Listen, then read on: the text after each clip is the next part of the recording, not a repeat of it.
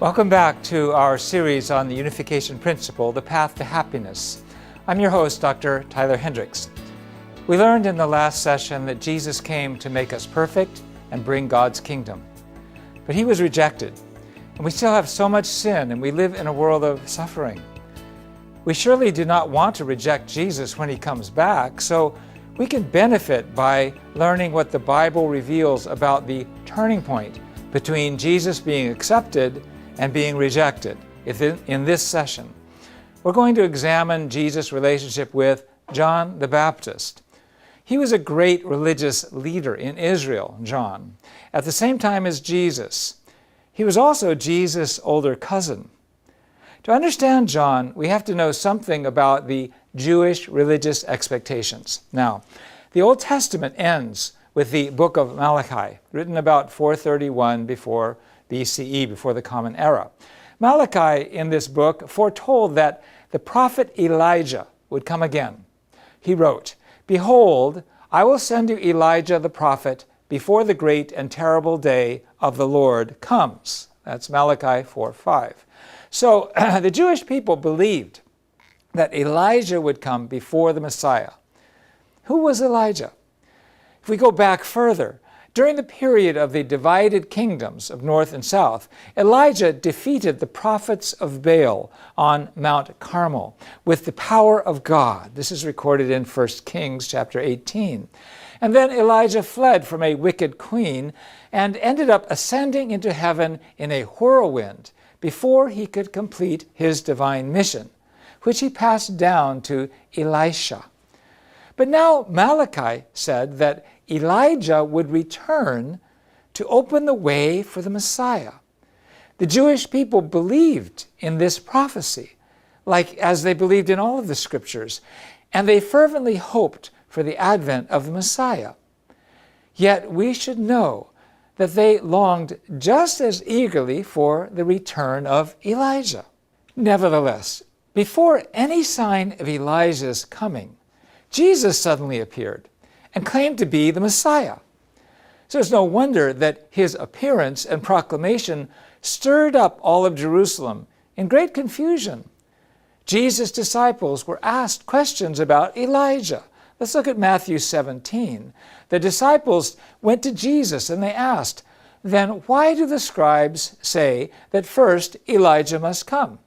And Jesus replied that John the Baptist was the very Elijah for whom the people were awaiting.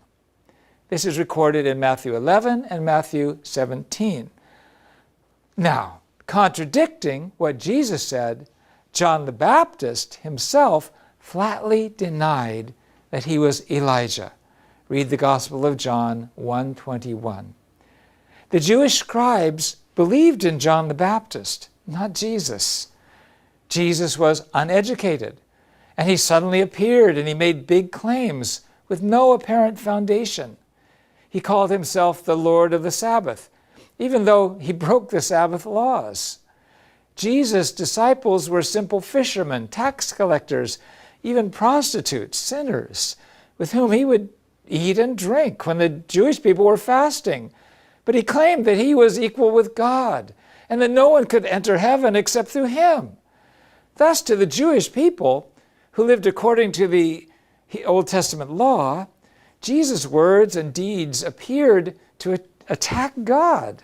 Hence, it is not surprising that the Jewish leadership rebuked and mocked him and accused him even of being possessed by the devil.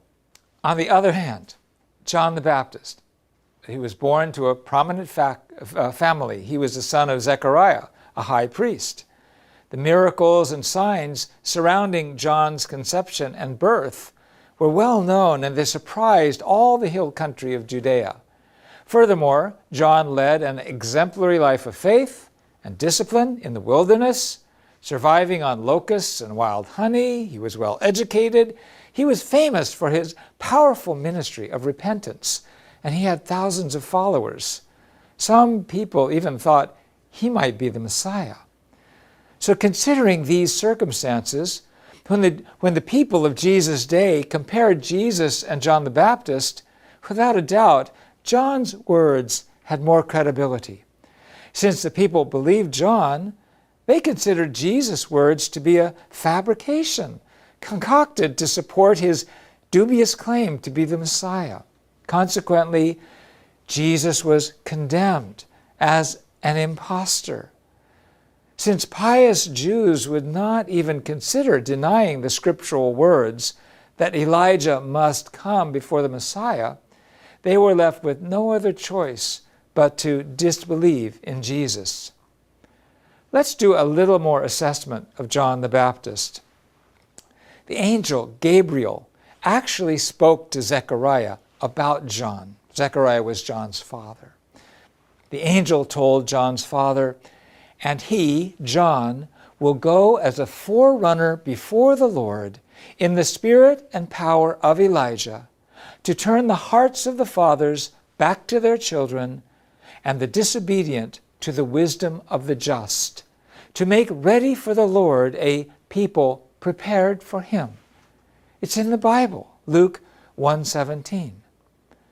Now, before all of this came to a head, John shouted out, "I am the voice of one shouting in the wilderness, make straight the way of the Lord," as Isaiah the prophet said. So according to these biblical verses, John the Baptist indeed came as the Elijah, and he knew it, and his father knew it, to prepare the way for the Messiah. Now, if John the Baptist had carried out this mission, to become one with Jesus, throwing all his support behind Jesus, would Jesus have died on the cross? No. Jesus could have established God's will without suffering on the cross. He would have been the wonderful counselor, the mighty Lord, the Prince of Peace, upon whose throne justice and mercy would have poured down like water. All the prophecies of the Lord of glory would have been fulfilled. If John the Baptist had testified to Jesus and listened to Jesus and become his first disciple and brought all of his followers to Jesus and worked with the Jerusalem temple and the leadership of Israel, God's providence would have been realized at that time. God did reveal who Jesus was to John, but John neglected it, and he turned away from Jesus. He began a ministry of preaching against the king. John the Baptist strongly criticized Herod Antipas' illegal marriage. As a result, he was confined in prison and eventually executed. While in prison, John tried to resolve his doubts by sending his disciples to Jesus, and they asked him on behalf of John, "Are you he who is to come, or shall we look for another?" Matthew 11:3. Jesus was very offended, but he answered him indirectly that he was indeed the Messiah. He said, "Go and tell John what you hear and see. The blind receive their sight, and the lame walk, and lepers are cleansed, and the deaf hear, and the dead are raised up, and the poor have good news preached to them. And blessed is he who takes no offense in me." Jesus went on to testify that John was Elijah and concluded, "Truly I say to you, among those born of women, there has risen no one greater than John the Baptist, yet he who is least in the kingdom of heaven is greater than he." John the Baptist was the prepared central figure who was supposed to make the way straight for Jesus. He was a most blessed religious leader. But John could not unite with Jesus. And because he could not believe and attend Jesus as his Messiah, Jesus had to walk the lonely path, completely exposed to the opposition of the institutional religion, and eventually die on the cross. Accordingly, John the Baptist's disbelief, his failure to lead his disciples by offering everything and attending Jesus, became the greatest cause of Jesus' death on the cross. We have learned that John the Baptist's ignorance and disbelief in Jesus brought about so much suffering for Jesus and for all of humanity ever since. Our lesson is that we can't blame John. We can't blame the people of his times. It is not easy to recognize the Messiah. Instead, we have to study about the reality of Jesus. What made him the Messiah? And how can I become like him? And how can I recognize his return? In a subsequent presentation, we will discuss the meaning of salvation through the cross much more deeply.